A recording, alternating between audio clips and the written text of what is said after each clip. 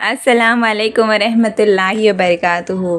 तो दोस्तों, कैसे हो आप लोग? उम्मीद करती हूँ आप लोग सभी खैरियत से होंगे। आज हम जिस टॉपिक पर बात करेंगे वो है इस्लाम में पैसे खर्च करने का सही तरीका। इंसान की ज़िंदगी में माल और दौलत एक बड़ी नेमत है। अल्लाह ताला ने कुरान मजीद में माल को जिनतुल हयातुद दुनिया यानी दुनियावी ज़िंदगी की शोभा कहा है, लेकिन ये भी हकीकत है कि माल इंसान के लिए आजमाइश है।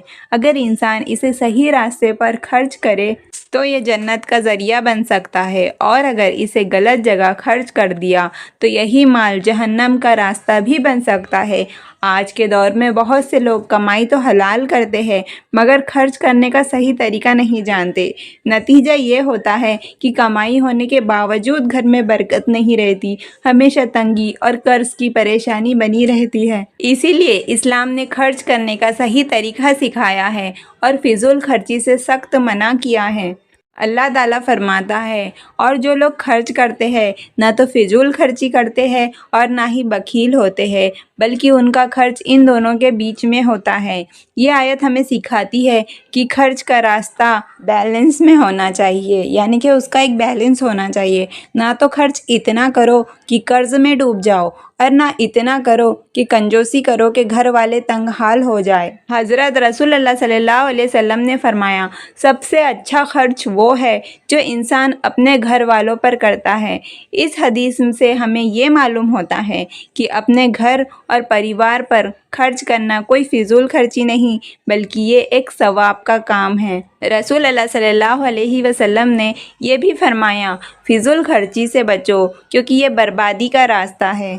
आला हज़रत इमाम अहमद रज़ा ख़ां फ़ाज़िल बरेलवी फरमाते हैं, माल अल्लाह की अमानत है, इसे हलाल तरीके से हासिल करो और अल्लाह की मर्ज़ी के मुताबिक खर्च करो। इसमें इसराफ यानी कि फ़िज़ूल खर्ची मत करो और ना कंजूसी करो, क्योंकि दोनों ही हालात अल्लाह को नापसंद है। आज के दौर में हम देखते हैं कि लोग खर्च करने में कई गलतियां करते हैं। दिखावा और रियाकारी करते हैं, यानी कि शादी ब्याह पार्टियों महफिलों में सिर्फ दूसरों को दिखाने के लिए लाखों रुपए खर्च कर देते हैं। फैशन और शानो शौकत में ज़रूरत से ज़्यादा महंगे कपड़े, गाड़ियाँ और मोबाइल ख़रीद लेते हैं। और एक तो है कि बेवजह के गिफ्ट्स, सिर्फ नाम और शोहरत के लिए महंगे गिफ्ट देना। सिगरेट, शराब, नशे की चीज़ें जो ना सिर्फ हराम हैं बल्कि पैसा और सेहत दोनों बर्बाद कर देते हैं। इन सब चीज़ों से इस्लाम ने सख्त मना किया है। तो फिर असल खर्च कहाँ होना चाहिए? इस्लाम हमें ये सिखाता है कि माल खर्च करते टाइम इन जगहों को सबसे पहले अहमियत दे।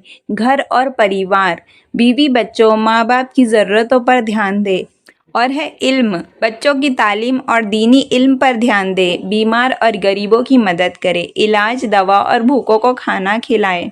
ज़कात और सदका गरीबों और मिस्किनों के लिए करे।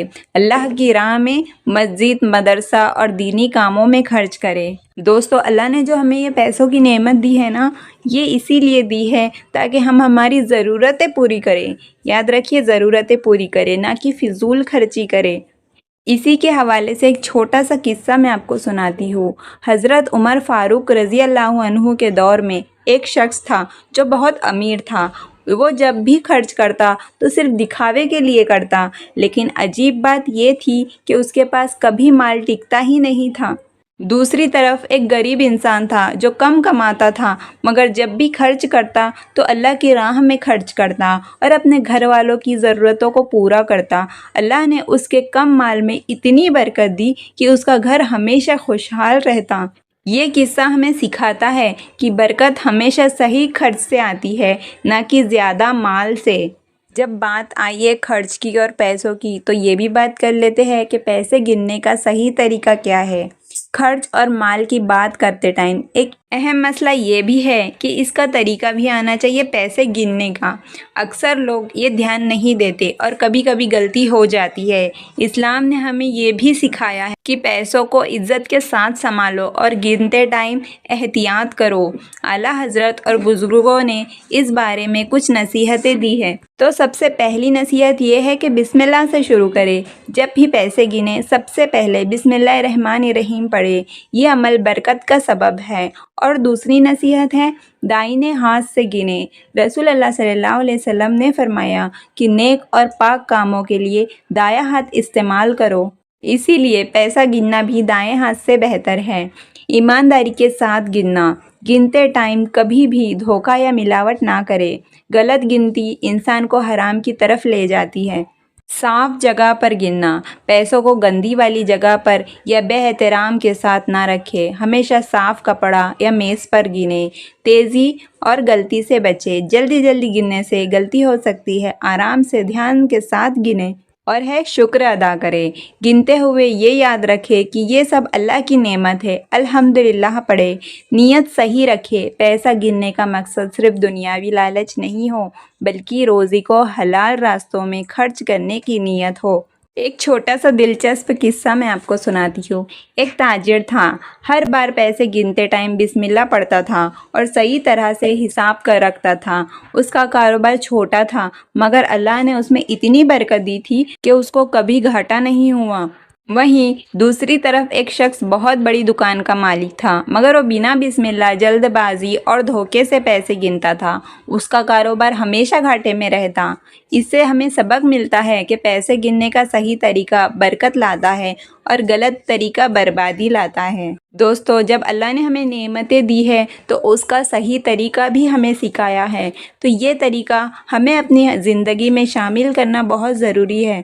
ہم یہ سوچتے ہیں کہ اللہ تعالیٰ ہمیں اتنی پریشانیوں میں کیوں ڈالتا ہے، کیونکہ اس میں ہمیں طریقہ نہیں پتہ ہوتا ہے۔ اسی لیے ہر چیز کا طریقہ اسلامی طریقے سے معلوم کرنا بہت ضروری ہے، کیونکہ اللہ نے ہر چیز کا طریقہ ہمیں سکھایا ہے۔ تو دوستو، آپ کو میری آج کی ویڈیو کیسی لگی مجھے کمنٹ میں ضرور بتانا، اور اس ویڈیو کو لائک، کمنٹ اور شیئر ضرور کر دینا تاکہ دوسرے لوگوں کو بھی یہ معلوم ہو سکے۔ اب مجھے اجازت دیجیے، ملتے ہیں نیکسٹ ویڈیو میں۔ السلام علیکم ورحمۃ اللہ وبرکاتہ۔